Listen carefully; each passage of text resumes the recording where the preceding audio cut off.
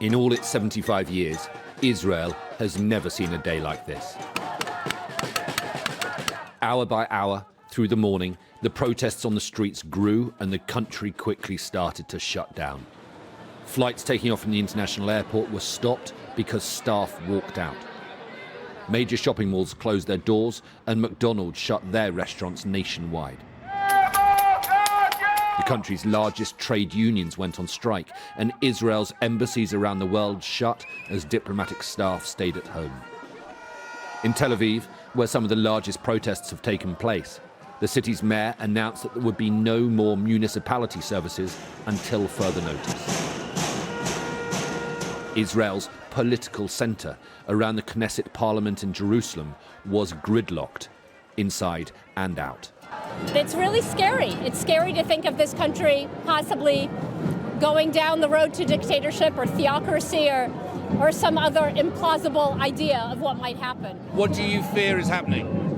A war. A war for democracy? Yes. It might be a turning point. Why? Things that happened in the past few days they've never happened before. Look how many good people that support democracy, support liberalism, and yeah, I think the justice will win. Benjamin Netanyahu was out of sight, locked in talks with his coalition ministers, boxed into a corner of his own making. It's now almost 5 o'clock in the afternoon, almost 6.5 hours after Benjamin Netanyahu was rumoured to be giving a statement and calling a halt to the legislation. And yet, apart from a short tweet urging for the protests to be peaceful, which they are, we've heard nothing. The longer the Prime Minister remains silent, the more they feel that they have him on the ropes. Eventually, almost exactly 24 hours after he sacked his defence minister and sparked this crisis, Netanyahu went on national television and took aim at those who oppose him. There is one minority that is willing to tear this country to pieces.